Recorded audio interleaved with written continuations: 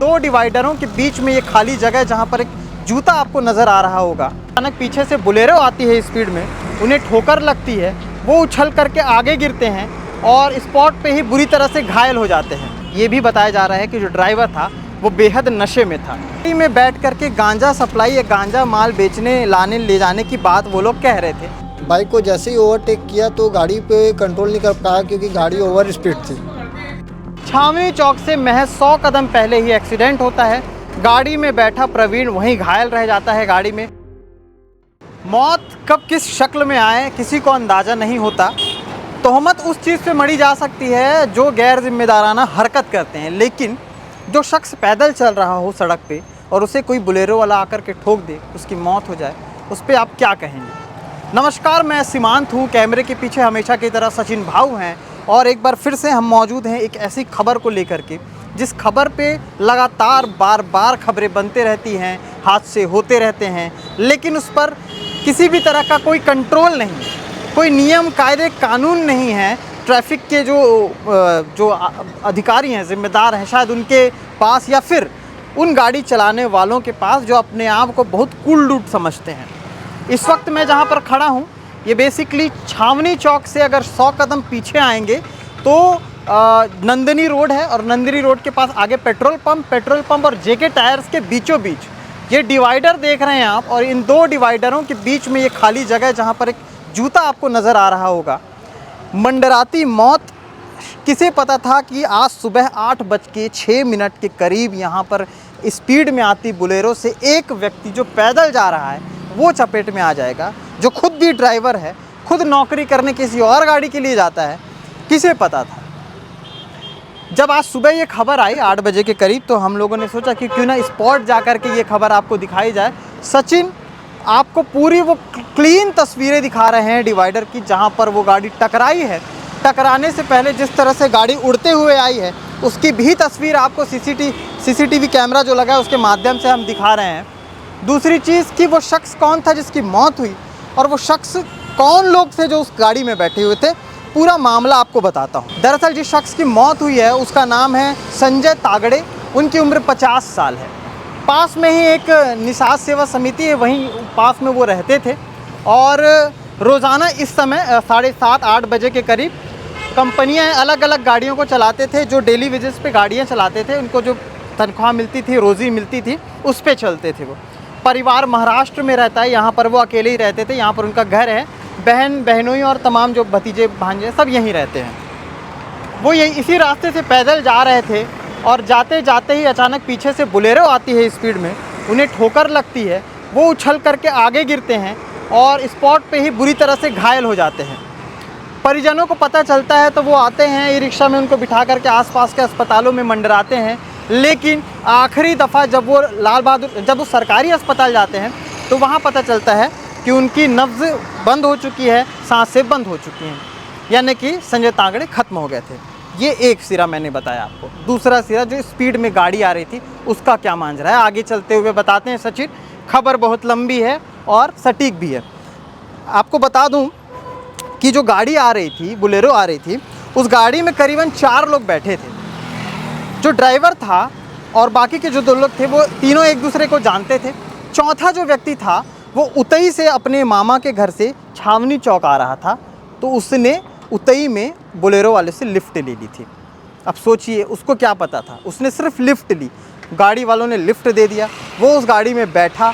उस शख्स का नाम प्रवीण सिंह है और प्रवीण सिंह से हम बात भी करेंगे, उनसे जानेंगे। हमको जो कुछ खबर आई उस पर ये पता चला कि प्रवीण सिंह ने ये तक सुना है कि गाड़ी में बैठ करके गांजा सप्लाई या गांजा माल बेचने लाने ले जाने की बात वो लोग कह रहे थे। बाकी के जो 3 लोग थे, 3 लोग बैठे ही थे। उसके बाद चौथा व्यक्ति प्रवीण बैठता है, वो लोग आते हैं। प्रवीण को उतरना था छावनी चौक से उसे बैकुंठ धाम जाना था। छावनी चौक से महज 100 कदम पहले ही एक्सीडेंट होता है। गाड़ी में बैठा प्रवीण वहीं घायल रह जाता है गाड़ी में, लेकिन बाकी के जो 3 लोग थे वो फरार हो जाते हैं। ये भी बताया जा रहा है कि जो ड्राइवर था वो बेहद नशे में था। तो कोसा किसको जाए? उस शख्स को तो कोस नहीं सकते जो पैदल चल रहा था, भाई उसकी क्या गलती थी? कोसा किसको जाए? प्रवीण को तो कोस नहीं सकते, उसने तो लिफ्ट मांगी थी, उसकी क्या गलती थी? गाड़ी चलाने वालों को एक चीज़ थोड़ी सी समझ बूझ लेनी चाहिए। हर बार यातायात के अधिकारी आपको आकर के नहीं आश्वासन देंगे, हर बार आपको नीली बत्ती लाल बत्ती के बारे में चीज़ें नहीं बताई जाएंगी। आपको खुद भी बहुत सारी चीज़ों से अवगत होना चाहिए। शराब पीकर गाड़ी चलाना हर जगह लिखा होता है, उसके बाद भी जहाँ लिख दिया जाता है वहाँ से चीज़ें उल्टी होनी शुरू हो जाती हैं। बिल्कुल वैसा ही शराब पी करके गाड़ी चला रहे थे, एक की जान चली गई, एक बुरी तरह से घायल हो गया, उसका इलाज, उसका खर्च बर्च कौन? वो जो तीनों फरार हुए हैं, पुलिस उनको पकड़ तो लेगी, लेकिन ऐसी कई मानसिकता वाले लोग हैं जिनकी गाड़ी के तले न जाने कितने बच्चे, न जाने कितने अधेड़, न जाने कितने बुज़ुर्ग आ जाते हैं और बेमतलब की मौत मारे जाते हैं। इस खबर को जो भी ज़िम्मेदार देख रहे हों वो ज़िम्मेदारी से इस बात को समझें। कार को चलाइए, कार चलाने की ही चीज़ है, लेकिन होशो हवास में चलाइए। ऐसा ना हो कि आप शराब पी कर के गाड़ी चला रहे हैं और आपके ही गाड़ी से आपके ही किसी जान पहचान वाले शख्स की मौत हो जाए। कुछ भी हो सकता है, मौत की बात नहीं, कुछ भी हो सकता है। आजीवन कोई व्यक्ति अगर पैर टूट गया, उसे कौन खिलाएगा पिलाएगा? वो गाड़ी वाला तो नहीं खिलाएगा जो ठोक के चला गया। बहुत सारी चीज़ें हैं, बहुत सारे नियम हैं, नियम और बनने चाहिए कठोर, और ऐसे नियम बनने चाहिए जिस पे सज़ा ऐसी हो कि सामने वाला फिर से गाड़ी में बैठने से पहले 4 बार सोचे कि नहीं यार शराब पी कर को गाड़ी ना चलाऊं। और मेरी भी रिक्वेस्ट है, केपी न्यूज़ की तरफ से भी दरख्वास्त है कि शराब पी कर के अगर आप गाड़ी चलाएंगे तो आप तो खुद मरेंगे। दूसरी चीज़ कि ऐसे बेगुनाह जिनका एक जूता वहाँ पर पड़ा हुआ है, वैसे न जाने कितने बेगुनाहों के जूते ऐसे पड़े रहेंगे बीच सड़क पे लावारिसों की तरह। तो इसलिए सचेत रहिए, सावधान रहिए, सतर्क रहिए, चीज़ों को समझिए। गला फाड़ फाड़ करके मैं अगर ये खबर सुना रहा हूँ तो सिर्फ इसलिए कि अब आप अपने घर से निकलें तो थोड़ा सोच समझ के निकलें, और ख़ुद भी अगर गाड़ी चलाएं तो सोच समझ के चलाएं, क्योंकि ज़िंदगियाँ भी सड़कों पर चलती हैं और वही कहीं मौत का सारा खेल ना बन जाए इस बीच सड़क पे। आगे क्या कुछ अपडेट रहेगा इस पूरे मामले पर, उस शख्स जो हमने बातचीत की है वो भी हम आपको दिखा रहे हैं कि उसने क्या कुछ कहा है गांजा और बाकी सारी बातों पर। क्या नाम है? रविंद्र सिंह राजपूत अभी। कहाँ रहते हो? शारदा पारा किशन चौक कैंट में। क्या हुआ था घटना, तो बताओगे क्या? घटना में वहाँ से लिफ्ट लेके आ रहा था उतई चौक से। उतई चौक से आया, मैं भैया लोगों से लिफ्ट मंगा, इन्होंने गाड़ी रोका, मुझे लिफ्ट दिया। लिफ्ट लेके मैं पावर हाउस तक आने वाला था। मैं बोला छौनी चौक से मैं बैकुंठ धाम के लिए चले जाता हूँ। तो छौनी चौक जाने से पहले एक गाड़ी को ओवरटेक किया गया, दो मतलब बाइक को, और बाइक को जैसे ही ओवरटेक किया तो गाड़ी पे कंट्रोल नहीं कर पाया क्योंकि गाड़ी ओवर स्पीड थी। उसके कारण क्या है, जो सामने वाले व्यक्ति उनके मौत हो गई एक्सीडेंट होने से। ये गाड़ी में कौन कौन थे और कितने लोग थे? उसमें 3 जन सवार थे, मेरे को पकड़ के 4 थे। अच्छा, आपको लेके चला। क्या नशा वशा किया था क्या? भैया ड्राइवर नशा किया था भैया। हाँ भैया। अच्छा, और बाकी जो थे उसके साथ? बाकी का नहीं मालूम भैया, लेकिन जिस स्पीड से गाड़ी चल रही थी मेरे को लगता है कि ओवर स्पीड कुछ ज़्यादा ही था। ठोकने के बाद ये लोग फरार कैसे, क्यों भागे? फरार नहीं मालूम भैया, मैं तो गाड़ी के अंदर ही था। मेरे को तो आए 112 वाले निकाल के लेके गए, बाकी उन लोग उसी में थे। वहाँ से मतलब एक जन का जो पैर कटा ना वो निकल गया, बाकी हाँ एक जन का पैर भी लगा था, दब गया था, वो तो वहाँ से भाग गया। बाकी हम लोग 2 जन थे, उसमें से मैं वहीं पर था, वो भी भाग गया। क्या बात कर रहे थे उन लोग कार में बैठकर? कुछ आपको लग रहा था कुछ? गांजा लेने के लिए जाएंगे बोल रहे थे भैया। आपस में बात कर रहे थे? जी भैया। अच्छा, तो मतलब सब वो लोग तीनों एक साथ वाले थे? जी भैया। अच्छा, और आप अलग थे? उतई था, उतई से मैं आ रहा था मामा के घर से ढूंढेरा से। अच्छा, ठीक है। तो उसके बाद ये कितने बजे घटना हुई? ये 8:30 बजे की घटना है। कहाँ पे हुई है? ये करीबन छौनी चौक पेट्रोल पंप से पहले, वो जो किरचन का जो है ना अस्पताल, वो उसके बाजू में भी है।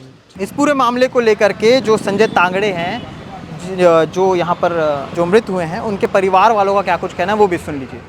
संजय जी क्या लगते हैं? मेरे चाचा लगते हैं। मैं अपने जस्ट सामने वाली दादी को ना वहाँ से पीलिया चढ़ा के ला रही थी, तो वो वहाँ पे एक्सीडेंट हुआ है। तो ना आगे एक दुकान है, वो हमारी पहचान की, तो हम लोग वहाँ पे पूछे कि क्या हो गया बड़ी मम्मी ऐसा करके, तो बोले एक्सीडेंट। तो जो मतलब वहाँ पे एक्सीडेंट देख के आ रहे थे ना, वो बोले वो आपका चाचा है। मैं बोली नहीं नहीं, वो तो काम में चला गया करके। बोले नहीं नहीं आपके चाचा है। तो मैं गाड़ी दादी को उतार के वहाँ पर देखने गई, तो उसको ना एसएस हॉस्पिटल से निकाल के ना जो टी रिक्शा वाली गाड़ी होती है ना उसमें लेके गए। तो फिर मैं उनसे आगे आके पूछी कि कौन से हॉस्पिटल लेके जा रहे हो, तो बोले अम्बे में लेके जाएंगे।